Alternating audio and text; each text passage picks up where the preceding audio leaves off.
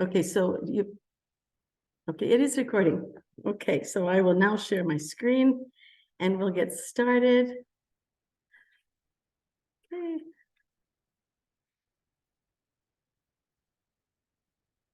Okay. Push this over to this side. So, yes, welcome anyway. So it is going to be an informal time, but this is next semester. I really encourage you to think about doing at least one credit of your required 7 for those of you who are in the PhD program. If you're MA PhD, you don't have to, you don't have to do that. You don't have directed research required in your MA part of your program, but if you are going into your PhD, you might want to do that. You can take directed research for your electives. So you could do you have to have a 3 credit bundle over time for that. But it is a nice way to get a formalized research experience with a faculty member. And so you don't have to do it with your advisor, but often you start with your advisor, often because your research interests might align. Let me just tell you just a little bit about kind of the philosophy of that, is that when we revised our curriculum 7, 8 years ago, it became more of a mentor program really to develop these research skills. And we had fewer courses that we could offer because of the graduate school reducing the number of credits. Now that's a minimum number, 72 for family science, 75 for CFT. That's the minimum number. That doesn't mean you can't take more, but that's our minimum. So the 7 credits of directed research are really to get you steeped in research right away. So your first year. In the previous curriculum that we had, you would take 2 years of courses and then start on your kind of research, program. Well, what happened was that when you hit the job market, you had very few publications. And if you are going into more of an academic career, we know that you have to start building your publication record, or to be competitive for the some of the fellowships, or if you're going for grants, you have to have a track record in the scholarship area. So we want to get you started early on. That doesn't mean you're publishing independently. Most of us do team science, but you can be an author on a publication either through this directed research project process or through your assistantships. Often you'll be able to be on papers with faculty. So there are lots of ways you can get involved in research, but we do want you to have specifically these directed research. And the difference between assistantship work and this is that this is really your focus in research. Assistantships can be kind of a negotiated thing. Mostly they're about the faculty research, but some faculty can negotiate that with you, and sometimes it's about your research as well. And sometimes they parallel, so there's kind of a both end, which is the best of both worlds. But this is really about you saying, these are the things I want to learn, and this is the topic area I want to pursue. And then you can develop this these contracts so that you can set some goals, and then you develop those skills, and then you move forward. So let's and I'll say we'll just keep going on this. So it's the goals are to provide research experience through participation in a supervised research project, involve students in doing research early on. I just said that. Increase your skills and experience, and then connect, all that stuff we're learning about theory. You got to get it connected to actual research and then the analysis process. So that's a nice thing that you start to very early on, again, say, well, how does theory drive my research? How does it shape my research? And then certainly you develop skills in writing for publication much more early on than you probably would have in our old curriculum. So those are really the purpose of why we designed it this way. So this is, Sumitra is going to talk about this this way to enroll, and then I'm gonna go through a little bit more about writing. So let's see, Sumitra, I'll get down to your slides and then we'll come back to mine. Does that sound good? So basically, like when you're thinking about it, the process would be to first start with your advisor, like what you're planning to do, get that talk going. If you're going to work with your advisor, especially in the first year, then like the first time that you're doing it, then make sure that you talk with them what they need to do, what are you planning, all that things. It's a lot of discussion, because for the 8794, it's not just a contract what you're signing, but there should be a statement that should come with it. And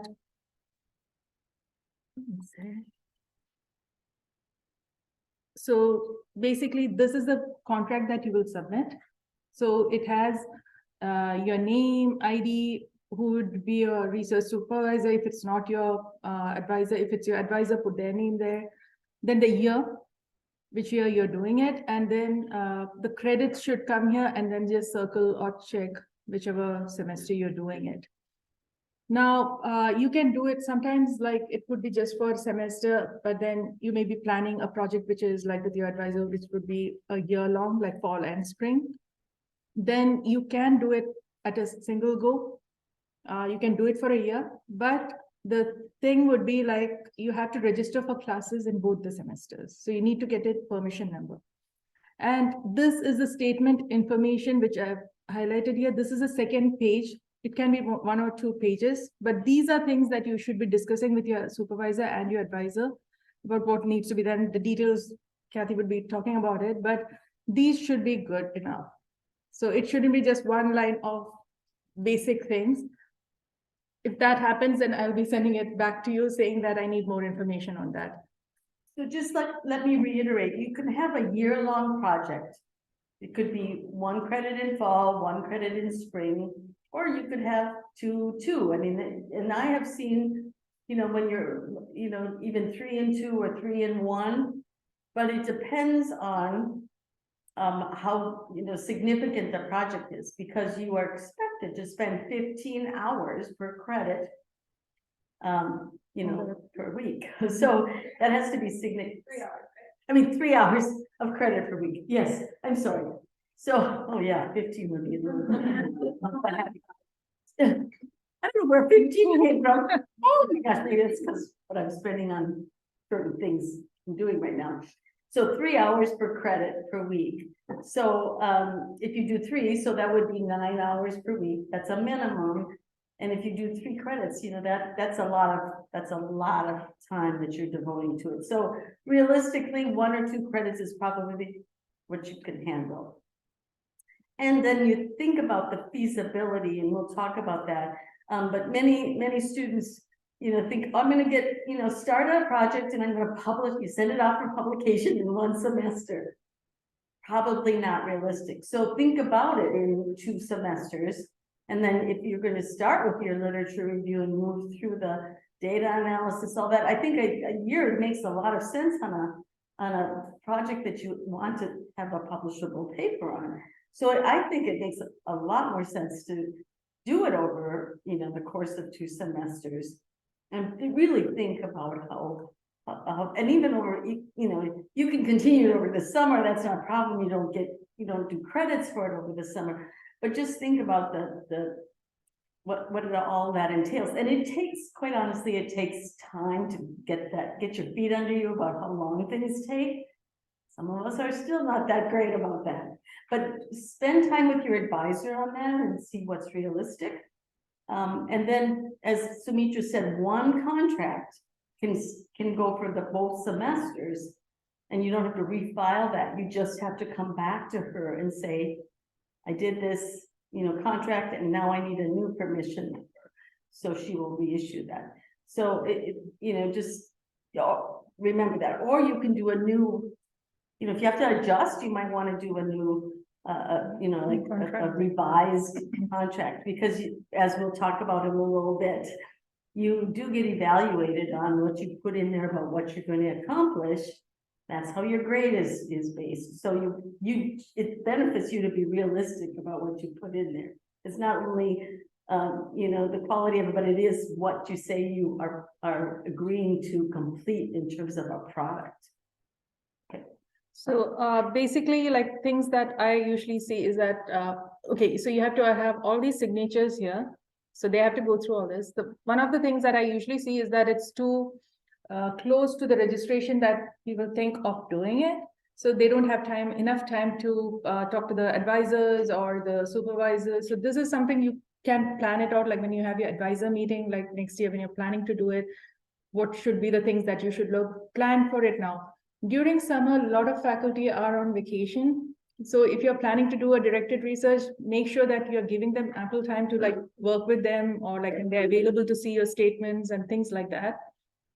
Sometimes you could start with a very basic statement that is there, but then it may change during the semester. If it changes considerably, send me a copy of it. Because we are documenting all that, we are keeping those information in our file. So in case like later you want to go back and say that this was I was planning to do, I did that for grades or anything. So make sure that you give that. For this, if you're doing it for a whole year and sending me the contract, I won't be tracking it like who is doing it for 1 year or two, like 1 semester or 2 semesters. So before spring, just send me an email saying that my initial contract was for 1 year, the statement hasn't changed, I need a permission number. But if the statement changes for the second year, because if you worked on a project for the fall semester, something has changed, you and your advisor decided that probably you should do something more like tailored to something else that came up or something like that, then send me the change statement. So that is something that is your responsibility. But if it is not, the statement is not up to the mark, then definitely I'll send it back to you. Even if it is signed, I'll be saying that probably put in more information so that we have something on record. But make sure that before registration, at least a week before that, you have things ready, or like you at least have that talks going on, because you have to write up this 1 sheet of page with all the information, and you have time to talk with the supervisor and the advisor before that, and you have to get their signature. So if they are on vacation, you can't get the signature, the permission number doesn't come, right? So plan well ahead. So this one is mostly what all students use, 8794, because it's also part of your electives and all students use for research. Research too. So that is something that 8794 is something you'll need. So when you send me this approved documents, what happens is that I can generate a permission number for you. So when you're registering for classes, like say you are taking Cathy's class, and that is what you asked me for. So I generate a specific number for Cathy's class. So you can go into the registration, same way you go, and it'll ask for a permission number, put that in, and then you can enroll for that. So that, and the credits you choose. It's not, the number is just for enrolling. It's variable. I think 1 to 6 is the variable. So any questions on just kind of that whole process? Too fast. Yep. So usually like second year, like I usually go through that, like if you have not registered for classes you're planning, then I kind of like send a reminder. So the things that for directed researchers, complete the contract, the statement, then it requires 3 signature. So even if your advisor is the supervisor, they usually sign for both, or just do that, like mention it that they are doing it. Then submit the completed form to me.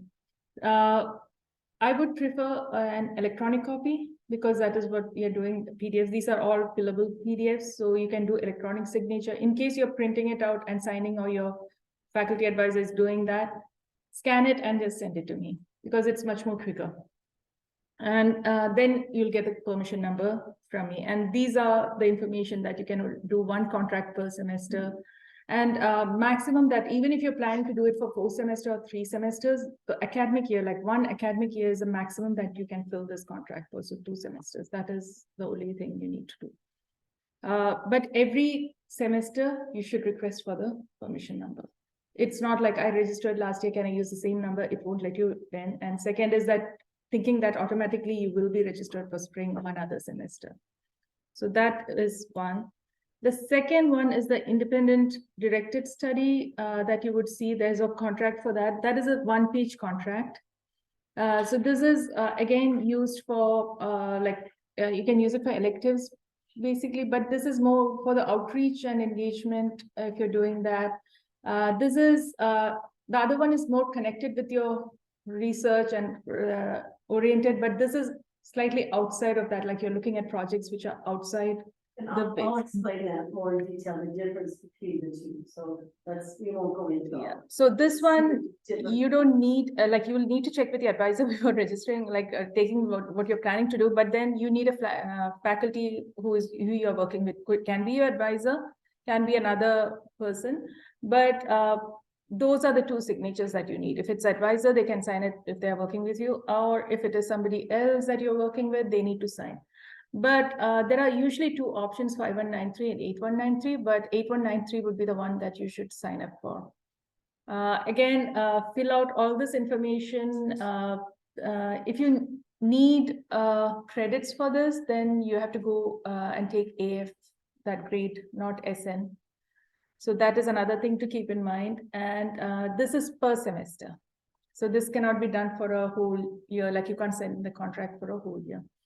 And once you send this in, again, complete this contract, get it signed, the faculty and student signs it, send it to me, and then you'll get the permission number and you can do that. Again, you will need to talk to the faculty first, advisor that what you're planning to do and which faculty you're going to work with. And then if there's another faculty that you're working with, give them enough time and talk with them so that you have this contract, like you have a detailed contract that is there, which says that these are things that you would do. Because when your grades have to be put in, you should have a document that says that these were things that we had planned on.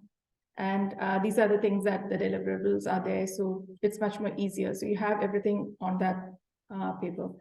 So this one would be the one you would go for, like when you're doing your outreach engagement and other work. But the research 8794 would be the main thing that you'd be using quite a lot. So make sure that you're getting into that right classes and on right time, and so that you're not confused about things. Like sometimes I get 8193 for the 8794 and then we need to send it back. So make sure you're in the right class, like thinking about it. But always think a bit ahead. Don't, during summer, end of summer, don't rush it through, because faculty would be also like not be available for doing that. So then if you need those credits to make your 6 credits or that full-time thing, it may be a bit delayed about that. So if you have any questions, you can answer that. Otherwise, Cathy can explain probably. Okay, thank you. And yeah, I'll explain that a little, some of the pieces there. Let's see, can I just do back space to get, I guess, yeah. Just to just reiterate a little bit, this community engagement, you'll see that on your checklist. And then it says /internship. So the community engagement is for family science specialization folks. Internship is for the CFT folks. And so you don't have to do this for your internship. Now, Amita and I have been talking about the CFT piece of it, because that's supposed to also be about community engagement. So we're talking about, I know you do some kind of a report, that it needs to be about engaging in the community somehow. So we'll be talking, and she'll be talking with you about that. But you don't have to, I don't know how you register. I think you register for internship credits, so not these credits. I don't know, right? It's a CF, because it's accreditation based, and you have to have something for COAMFT that's not this. So those of you that are in CFT, just, but don't worry about this one. But those of you that are in the family science track, you can use either this registration or you can use directed research. It depends on the nature of your project in the community.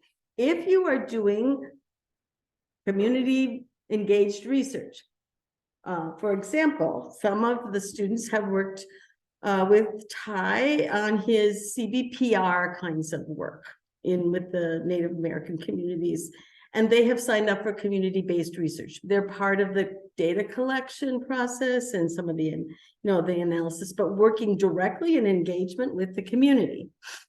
That could be either one, right? It could be either one, because you can still, delineate the different aspects of the project in either of those forms. And it doesn't really matter. It's just that you have to let us know, like you would sign up for 3 credits of community on the directed research, and you would indicate to us that it should go to the community engagement, community engaged experience, or community experience on the this community engagement on your checklist. So when you do GPAS, then Sumitra knows where to slot those credits.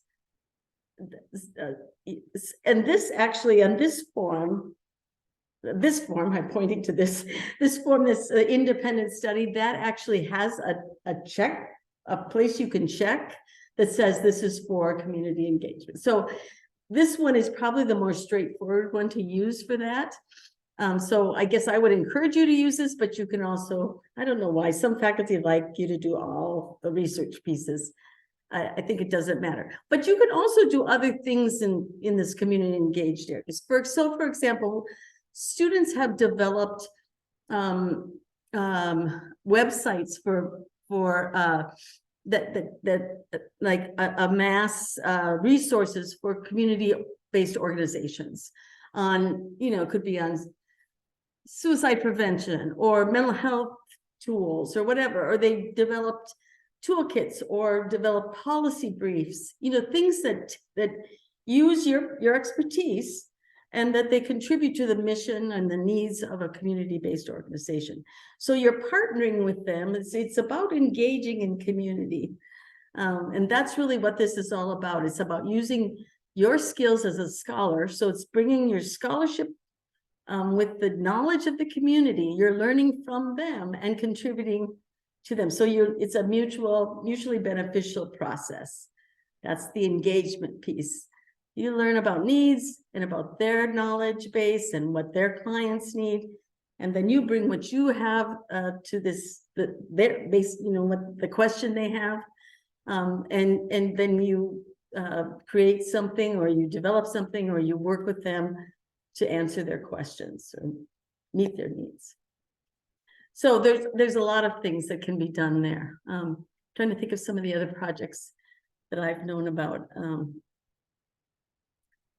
I think I know Ann Williams, one of my advisees, and Williams Wenger worked with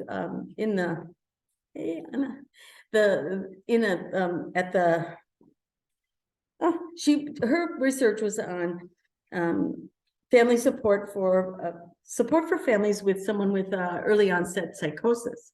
And so she worked in the psychiatry department and a psychiatrist who was doing a family-based intervention program, family-based support program for people that with someone in their family. And so she actually facilitated some of these, bringing this ambiguous loss lens. She developed a module. She brought it into the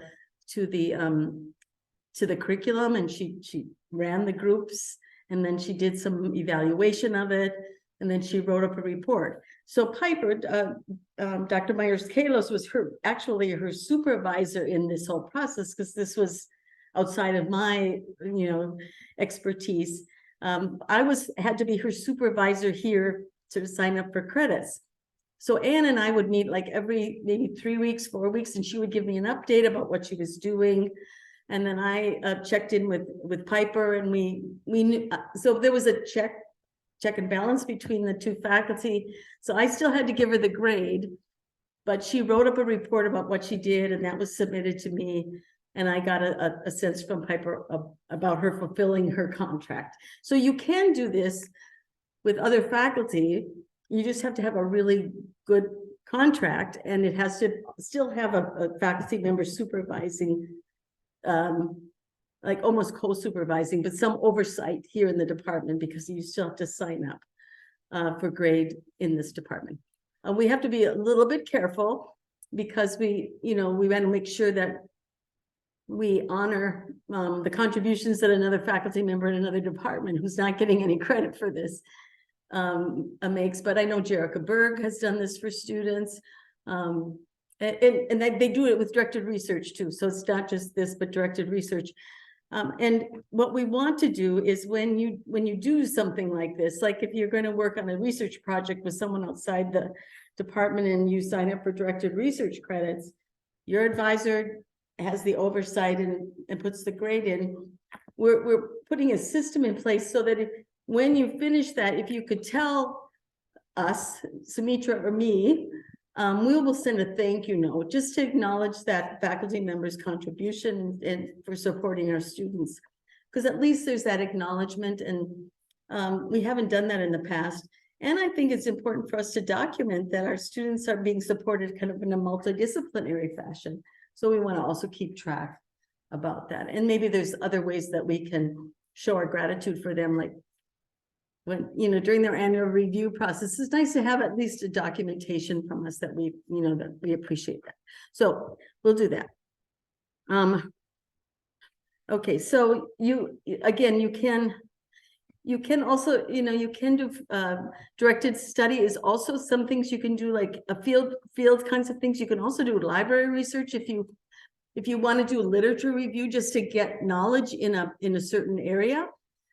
So I would say the distinction here is that if you are doing this to then launch a research project, that's considered part of the research process. So I would say do that as part of your 7 credits of directed research, because it's going to lead you to look at gaps, and then that will lead you to, that you frame that as part of your research process. But if you just want to know about X, and you just say, I really am very interested in this, and I just want to take a semester to just dive into the literature on this, that's okay too.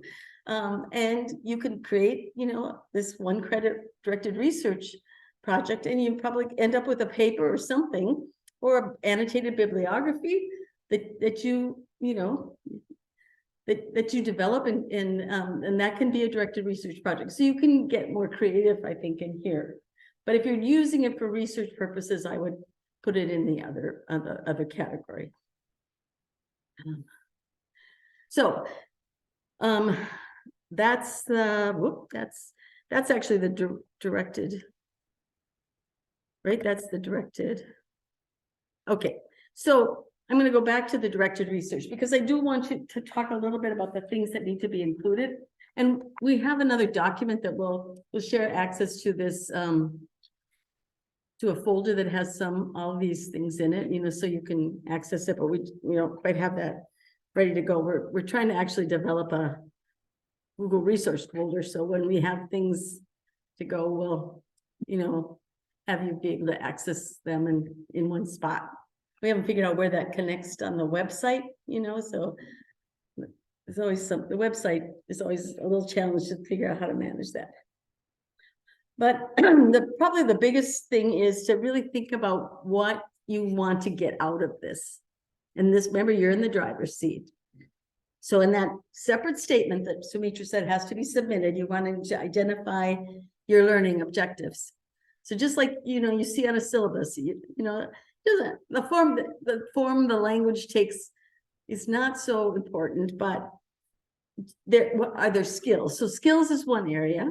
So do you want to learn how to manage data? Do you want to do grant writing, learn grant writing skills? Do you want to do, recruit subjects? You want, those data collection. Do you want to do have data analysis skills? So think of all the skills that are involved in research. Do you want to learn how to navigate the IRB process if you've never done that before? Writing and handling that process. Think about handling long-term, longitudinal data collection, and then how you manage all of that.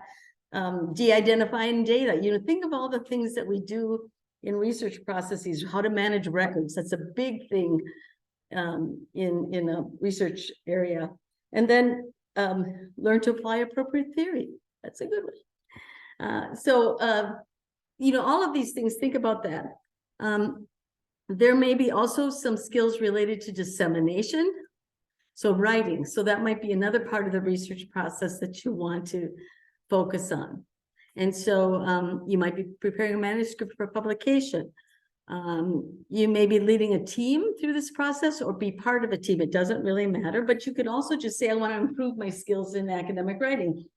I hope some of you are thinking of, do you know about Lindsay's course? Next semester, oh, next semester might be too early, but Lindsay's teaching a course in writing for publication next semester. And you have to have data that's already been analyzed. So that might be premature, but she'll offer, I know we'll get it again because I think this is one that's really needed for, I said, can I sit in on that? Because I have some data that's sitting there. Yeah, so we'll talk some. Anyway, and then the next one is presentation. So I think that's another one, you know, getting something ready for a conference. So it may be that you're analyzing data, so that could be a combination. I'm analyzing these data and I'm going to get ready for this conference, you know, so that's another one. And then, you know, literature. So it could be that you're preparing for like your area of research. So you're going to delve into the literature. You know, if it's still a newer area, it's not particularly your critical review, but it's that like getting you toward getting into your actual search process, but you just need that more depth in that area. That could be part of it. So just that give you some flavor of those learning objectives, to be specific about it, because what you want to do is link your learning objectives to the outcomes, to what you're going to produce at the end of the semester. And what is it? It's what, how many weeks is the semester? 14 weeks? Really? 13, 14 weeks. I mean, because there's usually some, like there's spring break and NCFR and then fall. Yeah. So then you have to deal with, so what are the primary activities? So after you think about, well, learning objectives and what are the outcomes? Are you going to write a paper? Are you going to, I mean, coded data is an outcome, you know, so you're going to finish coding 10 transcripts. So you develop a coding book, you code 10 transcripts, your coded data is an outcome. So just think about it in increments, you know, so you don't have to have the whole project done. If you're doing, you're recruiting and doing some data collection, so you may be finishing your IRB, getting approval for it, setting up your data collection system. You know, maybe you develop your survey, you get approval for that. And so that might take a while because you probably have to look into measures. You know, there's so many things involved and that's where your advisor can help you. So the more detail you can put in there, like what are the steps? That'll just help you kind of flesh that out. So I'll probably take a week to kind of do some digging around what, you know, what is my research question? What are the, you know, what are the variables? What measures do I need to use? That takes a while. You know, what are the data that are available to me? All those kinds of things. Let's see, what else? So anyway, those just, you know, the more specific you can be about, you know, if you just say, I'm going to write a manuscript, that's just not enough to get you to see how are you going to plan your time or how long will it take. So the more you can say, you know, plot out your 13 or 14 weeks of the semester, even if you do a little bit of a timeline yourself and say, okay, I can, this looks like I can do it in the first 2 weeks, second 2 weeks, you know, just like plot it out. That it seems to, I think, number one, gives you some sense of how long it will take, but it also guides your faculty member to say, and when you hand this draft, is this reasonable? Can I do this? And will you be there for me when I am handing things in every couple of weeks for your feedback? Because that's another thing you will want feedback. And so you'll need to engage your advisor or whoever in getting that, because otherwise it'll slow you down. And they will commit because it's a contract. And they may say, well, you know, I'm going to be gone here, so let's adjust this timeline, and that's okay too. And then you have to look at so there's the primary activities timeline, and usually it involves, it's a schedule of meetings. So that's kind of around your timeline, you know, do you often, like with when I do projects, I often do it bi-weekly, so every other week. Just because there's not sometimes you need a couple of weeks to get some traction around certain things. But then there should be deliverables, you know, like by in 2 weeks, you have this. And if you deliver it, then maybe I can get you feedback in a week. And then you have, you know, so it's kind of this rolling, turn something in, get feedback, turn something in, get feedback. So you got to figure out your rhythm on this work. And knowing that there are things that are going to come up and you'll need to adjust. But at least you've got a good, you know, start to getting it done. And then I don't have that on there. Oh, yes, I do. Expectations for the grades. So before you know, you have to take this for a grade because it's a required element of your program. So that's why the outcomes are so important, because you don't want to set yourself up for failure, and you don't want to. I have had to give people incompletes because they've said, against my warning, they've said, I'm gonna submit a manuscript by the end of the semester. I say, no, I don't think so. I mean, it's a good goal, but I don't think it's possible, you know, because I don't think I can give you enough feedback, number one. And I know you've got a lot on your plate. So let's slow this down and let's do a good job. Let's take 2 semesters. And so I had to do an incomplete, which is hard to have it hanging over your head. It's not the end of the world, but it just feels so icky when it could be really have been 2 semesters worth of work. Or we could have done 1 semester and said, how far are we going to get? And then we could work on it, maybe not for credit. You know, you don't have to have credit for everything. You know, there's other ways you just work on things. So, you know, I think to get some idea of like, by what point in time, like to earn a grade of A, you know, what are the concrete things? Submit a literature review by the end of the semester. I mean, that would be a concrete thing that you would have done. Here would be one: submit outlines for introduction, methods, and results sections by a certain date. And then maybe complete a draft of 1 or 2 of those sections by the end of the semester. So you can break it down, you know, because outlines are really great ways to start on a manuscript. And if, let's assume you already have some data and you've got some ideas, so you're writing. And so you say, okay, let's agree on an outline, and that kind of is done first. Maybe by the first 3 weeks, I've got really this good, strong outline with maybe some bullet points of what's going to be in these sections.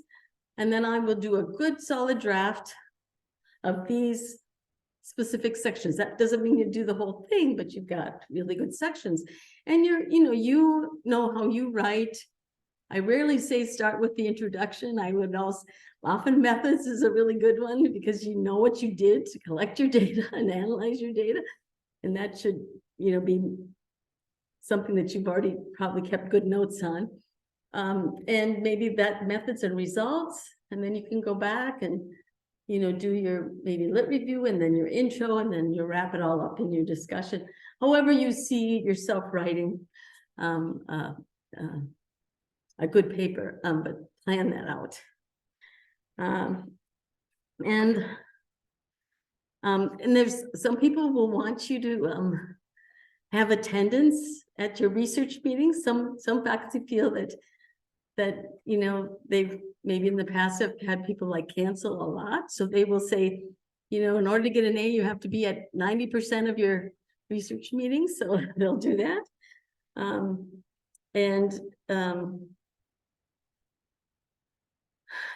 Some people will, you know, you really are supposed to do A, B, C, and D. So, you know, if you do B, they might say, you know, you complete these things, but you didn't complete one of them, so you get a B. You complete these things and you didn't complete another one, you get a C. Or 2 of them and you get a C. Others have said, well, if you know, they're willing to go with an incomplete if you don't if you talk about, well, I just didn't get them done, I don't want to take a lower grade. I would rather take an incomplete, and over the break, I will finish this. But then we have a contract process for an incomplete. So then you have to set a deadline and agree to complete the work that you've not finished in a timely manner. That's really important because you just don't want that stuff to hang over your head. That makes sense. But most faculty here, I'm fairly, very confident that they would do that. So, it depends on the faculty member, and this document is also up there with the language and everything about some different ways to approach grading. And maybe you see what you're comfortable with about whether it's like meeting learning objectives, or it's required hours, or getting involved in meetings and data cleaning, or, if it's certain steps along the way. So I think I think the more that you can give direction to yourself in these contracts, the more you're likely to actually get a good, it's not about controlling you, it's more about setting your sights so that you have, your behaviors will follow this and you'll get something really accomplished. And that's the big thing is for all of us. We get bombarded with so many things. And so having this really good, clear plan in place and holding ourselves accountable, holding our faculty supervisors accountable. I mean, I need to be held accountable for it's a contract. So it's a both and so that you can be clear about what you need from the faculty. And I think that's really good to state that, I really do need to meet weekly because these are new skills. I need to get some feedback on a regular basis. Or I don't need so much direction. Can we meet 3 weeks? It depends. And you don't have to, like I said, you can do it with other faculty members. It doesn't have to be your advisor. So most faculty, I think all faculty are not territorial. They, because there are some things like with my advisees, I'm not a quantitative person. So I want you to have experience with people like Shalandra and, others that are really great quantitative researchers. And hopefully some students will come to me for some of the qualitative work around, immigrant and refugee families. So it just depends on different faculty, strengths. I hope I didn't overwhelm you with all the details here, but I think it's a really cool opportunity for you to do your thing. And I guess that's it. Is that so? I'm going to stop sharing now and maybe actually stop recording. But are there any questions about this? Not when you have it online, like when we were saying that you could, it's fillable, you made it sign it, and people signed it, and I'm like, that they didn't sign it. Is it signable? Yeah, it is signable. So I think the only difference would be that PDFs, I don't know if students have a couple of things, so if it is in your computer, it may not work. But if it's on any of the computers here, it will work. Okay, great. So the question. Can also sign it. The question is it a fillable PDF for signatures? And it is. The trick is to download it first and save it, then fill it in and save it again. Otherwise, you fill it in before you save it on your own computer, it won't save the data that you put in there. But then you can sign it, and then if you send it to your advisor, they can sign it electronically. But yes, your own computer might not have Adobe Acrobat you have to have in order to be able to sign, but the upstairs computers and the grad room has it. So, but as Sumitra said, she's fine with, bye Gabby, she's fine with just a signature and a scan and fax. I have this, somebody told me about this great free app on my phone. I have been scanning. It's the best. It's so clear. It's amazing. It's free. Oh, I love it. Yes. I'm Thursday, I think to create my research next semester or next semester. My advisor are very worried about I'm so overwhelmed with the loss of credit, she wanted to focus on losses and things there. Is there a reason you want to take 2 credits? Because I work with my doctor and, Another person, so you have 1 with each person? Yeah. And specific projects in mind for each? And you'll be taking what else will you be taking? You'll take another SATs yeah, and the second theory yeah. and and Tim's class. The other things. I'm right with your advisor. The reason being is that this will have a tendency, because it's not a scheduled, it's more independent work, that the tendency will be for it to, go down in the priority, and then it's not that you won't be motivated to do it, because I know you're very motivated, but it will be harder and harder to get all of that in. And we're very worried about first year getting overwhelmed with things. No, your pace. That would be, though, this semester you had 6, 7 credits. That will be 9 plus, 9, right? Stats, theory, Tim's, that'd be 10 credits, so it's more already, plus directed research, that's 10, plus another director, that's 2. So you see, that's not double, but it's the workload is a little higher, so and so, what I would say is, are there opportunities in your assistantship to really kind of carve out some writing opportunities, or some that are related to your work, or no? Yeah, I know coding is already out there, and I just want to take the part that I want to.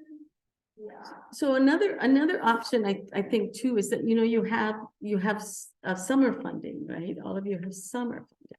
And that's a really nice time, because you have to put a proposal, even if you have summer funding, you have to propose what you're going to do with your time. And this is a similar process. You're going to say, I'm going to do this, and this is my timeline. So you can really focus nicely on, during summer, on moving your critical review forward, but also doing something like this. And now you're, depending on who it is your advisor or the other faculty member, they may or may not be on appointment. But there are people that that are still willing to meet once in a while and give you guidance. I mean, I'm only on a little bit of appointment, and I will be willing to meet with students over the summer. It just depends on, that's a personal, it's a personal choice about whether we are paid for what we do or not. Yeah. Also, I think one thing to remember in the first case that spring semester is a bit shorter than the fall semester. Say that again? Spring semester would be a bit shorter. Yes, it is a shorter semester. Yeah, like once you get into spring semester, you'll realize that and then there will be the spring break that comes in regular, and then things like that. So it may be not as similar to the fall.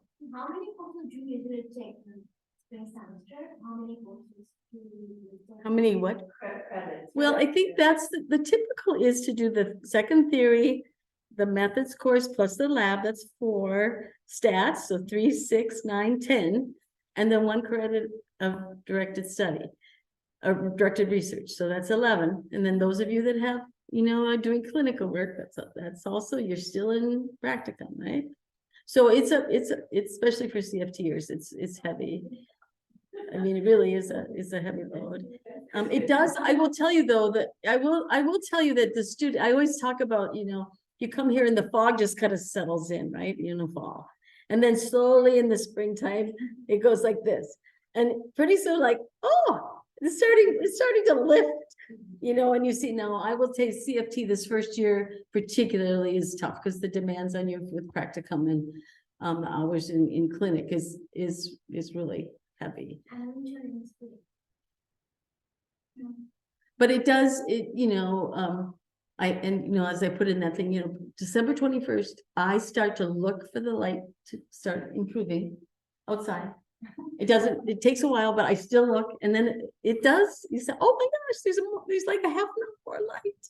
And then I just start to celebrate every day I see a little bit more light, because I just that's the thing in spring that I just kind of, I see some buds, I celebrate all those movements toward spring and summer, because I love them.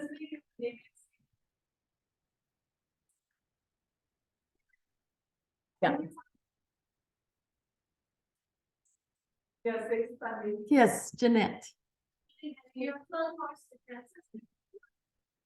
But I do think you have to be careful about not overloading yourself. You do have time in the program to get all this done, so. No, I have one credit this semester. Oh, because you had a project, yeah. My advisor and writing a course. Yeah. It seems that like the IT students could just wait until year 2 to start doing direct research. You can wait. I mean, there's no urgency. 7 credits.